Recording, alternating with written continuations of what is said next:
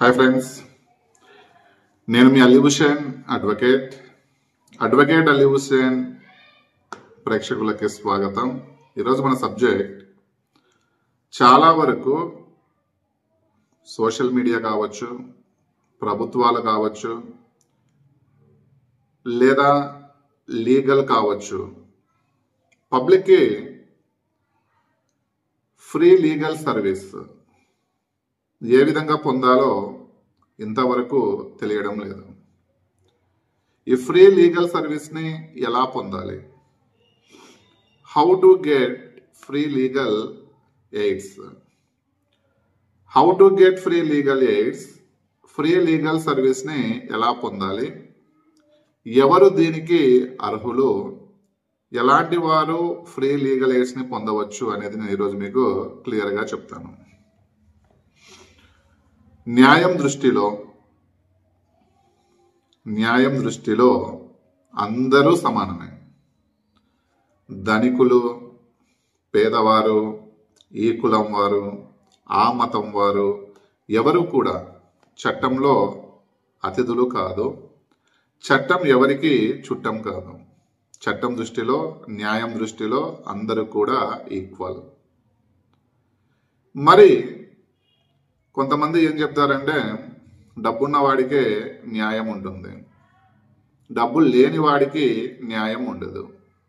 అంటే డబ్బున్నవాడు ఒక మంచి ఫేమస్ అడ్వకేట్ని కన్సల్ట్ అయ్యి అతనికి ఫీజు ఇచ్చి అతని ద్వారా న్యాయాన్ని లేదంటే లీగల్ కేసుని రన్ చేసుకుంటాడు. కానీ పేదవాడికి డబ్బు ఉండదు కాబట్టి అతను ఒక కరెక్ట్ అడ్వకేట్కి కన్సల్ట్ అయ్యి అతని ద్వారా లీగల్గా తన సమస్యని పరిష్కారం చేసుకోలేడు. అలాంటి పేదవాళ్ళు ఎవరైతే ఉన్నారో అలాంటి పేదవాళ్ళ కోసం, మన దేశంలో అలాంటి వాళ్ళ కోసం రాజ్యాంగం అండగా ఉంది, అదేవిధంగా ప్రభుత్వాలు అండగా ఉన్నాయి.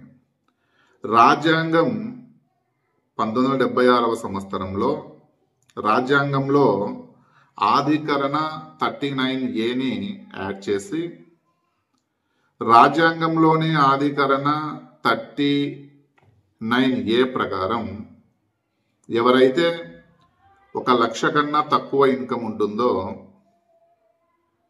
వారు అడ్వకేట్ని పెట్టుకోలేని పక్షంలో ఒక గవర్నమెంట్ అడ్వకేట్ ద్వారా వారి యొక్క కేసుని రన్ చేసుకోవచ్చు.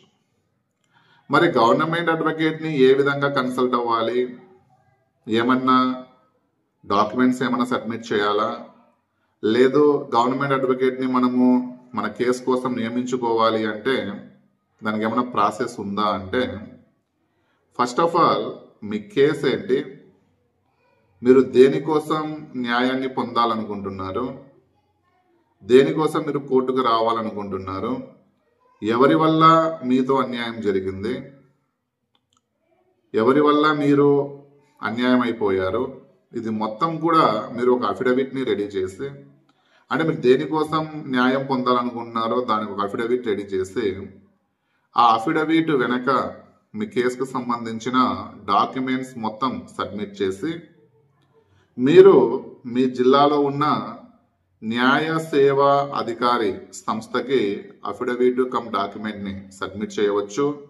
లేదు అంటే రాష్ట్ర న్యాయ సేవ సంస్థకి కూడా మీరు ఈ డాక్యుమెంట్ అఫిడవిట్ని సబ్మిట్ చేస్తే వారే ఒక అడ్వకేట్ని నియమించి మీకు న్యాయం జరిగే విధంగా దోహదపడతారు. సో ఇది నా వీడియో నచ్చితే ఫస్ట్ ఆఫ్ ఆల్ మీరు లైక్ చేయండి. ఇందులో ఉన్న సమాచారం మరో 10 మందికి తెలియాలనుకుంటే మీకున్న ఫేస్బుక్, ట్విట్టర్, వాట్సాప్ ద్వారా షేర్ చేయండి. నమస్తే, ధన్యవాదాలు.